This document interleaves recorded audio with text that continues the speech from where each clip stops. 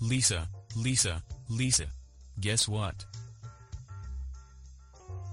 What? So there's this book I checked out at the library. Oh my God, Brian? You checked out a book? Ha ha ha. You're such a comedian. Never mind that. The book is called 7 Habits. And what are the 7 habits you speak of? I'm so glad you asked. Time for the 7 Habits. Hi, I'm Sydney Winston. And I will be explaining the habit called Be Proactive. And no, I don't mean the crap you use on your face. I mean the actual Be Proactive. Here's what being proactive is. Being proactive is to think before you react. Basically, you're reacting in a positive way.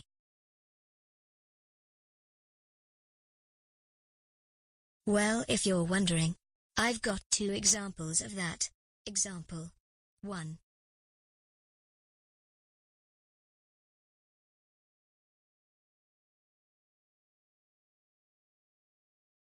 Hey, you stupid bitch, I heard you were talking behind my back. Excuse me. That wasn't very nice. Do you talk to your mother with that mouth? No, I do not, but my mother taught me how to beat your ass.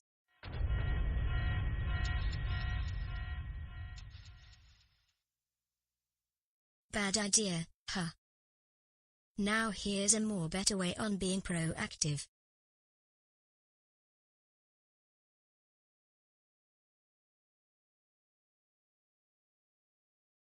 Hey Sid. Have you been talking about me? I can't lie to you, friend. I have been unfortunately talking about you behind your back. I don't understand, Sid. Why would you do that? I was venting. I didn't know it would get out of hand. I'm really sorry, Courtney. I forgive you. Just don't let it happen again. Well, that's all on being proactive. Back to you, Brian. Now we are going to hear from Pamela. And trust me, she's got a lot to say on this 2nd habit. Take it away, Pammy. Begin with the end of mind. Hi, I'm Mufsy the cat. Enjoy this habit.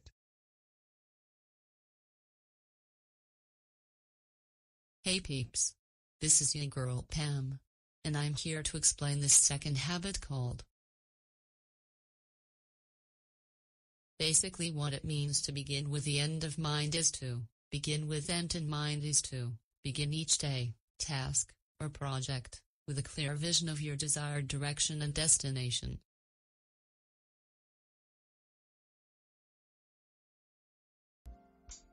Here is a negative example of begin with end in mind.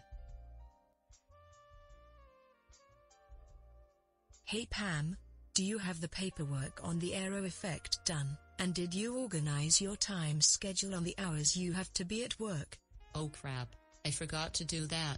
I've been so focused on this presentation for Mr. Polyoxy, I totally forgot.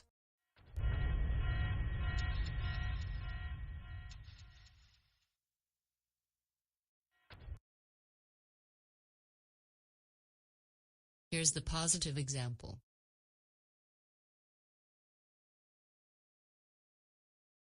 Hey Pam, do you have the paperwork, of course. Here you go.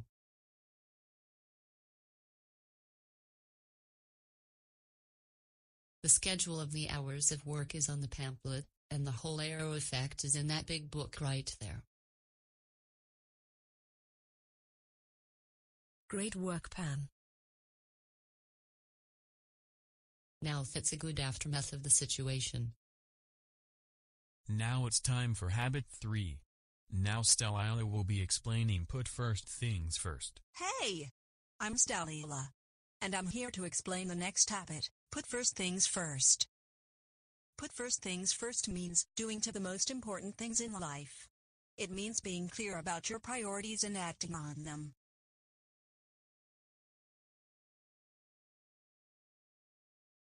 Here's an example of putting first things first.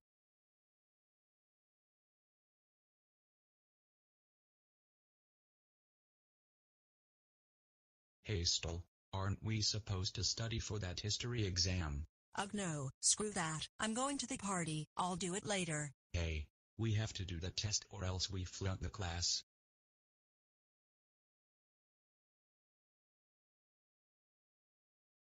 Not a good idea, huh? Positive example of put first things first. Hey, still aren't we supposed to be studying for the history exam? Well, I was going to head to Stephanie's party, but I guess my schoolwork comes first. I'm happy to hear you say that. Let's get going.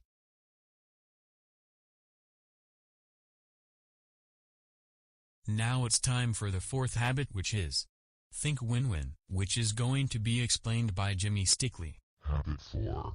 Think win-win. Hello, I'm Jimmy Stickley, and I'm here to explain the fourth habit, Think Win-Win. Win-Win sees life as a cooperative arena, not a competitive one. Win-Win is a frame of mind and heart that constantly seeks mutual benefit in all human interactions. Win-Win means agreements or solutions are mutually beneficial and satisfying.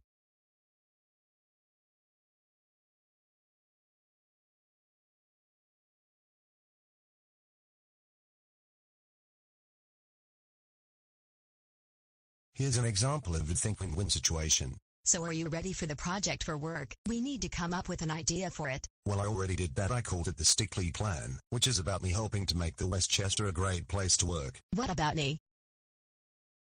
What about me? Don't I have a say in this too? Kimberly, I'm in this to win this. I don't have time to wait on your slow behind.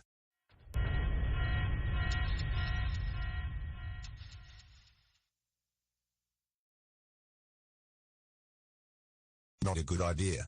I know. So here's a positive way to show Think Win-Win.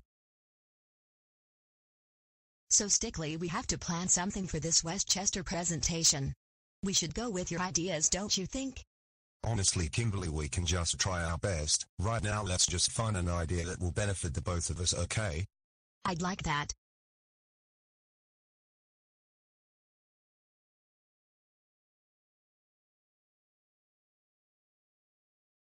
Hey everyone, we are halfway through the presentation, so just sit tight, literally. So now we are headed to Seek First to Understand, and my sister Justina will be explaining that.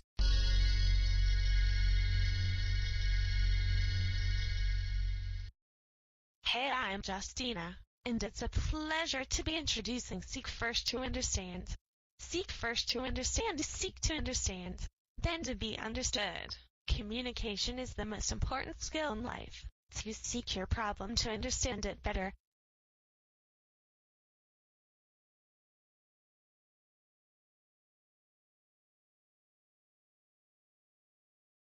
And here's a negative example of a seek first to understand.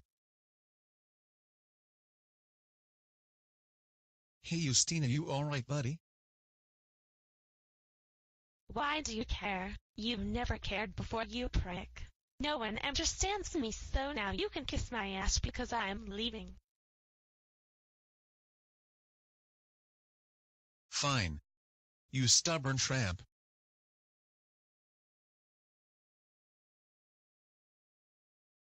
What did you just say?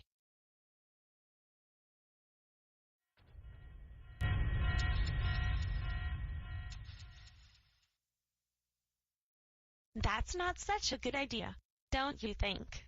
Here's the more positive way to use seek to understand. Say? What's wrong, Justina? I just feel like no one understands me anymore. I feel like everyone sees me as this heartless person. To be honest, Justina, you keep putting yourself in that position. You need to take a second to seek yourself, and what I mean by that is just reevaluate yourself. And what do you mean by that? When you say no one understands you, you're saying you don't understand you as well. So just study yourself and then reapproach the situation. You're exactly right. Thank you so much, Grayson. I really appreciate this talk we had.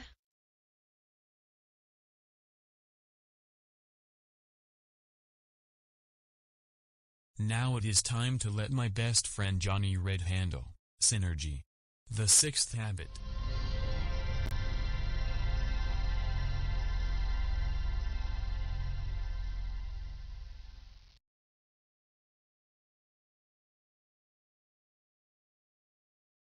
Hey, I'm Professor Johnny Red. And this is Synergy. Synergy is what happens when two or more forces choose to work together with open, trusting intention to embrace each other's differences and to overcome the challenges that will inevitably arise. The benefit of synergy is that the end result will be something that is far superior to anything that could exist without the cooperation and sharing of the forces. Here's a negative example of synergy. Oh goody, I have a great plan for the blueprints we're creating. It's going to be one of your dumb ideas again. Maybe if you weren't such a hater, I'd tell you. Come on guys, this is about cooperation. Cooperation my ass. I'm sick of his attitude.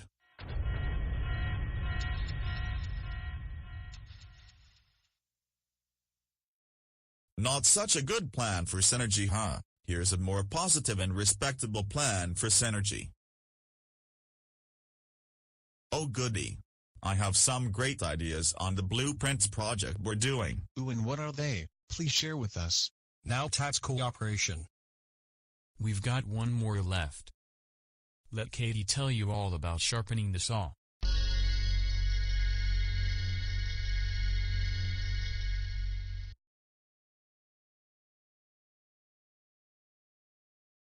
Hey, I'm Katie Ann Fanny and I'm here to explain the last habit. Sharpen the saw. Sharpen the saw means preserving and enhancing the greatest asset you have, you. It means having a balanced program for self-renewal in the 4 areas: physical, social, emotional, mental and spiritual. Honestly, this was a hard one to act out, but my greatest asset would have to be my mental strength, how well I portray myself in front of others and how I get along with others. Back to you, Brian. Well, that's it for the Dexter. The 7 Habits. I'm Brian Hansford. And see you next time.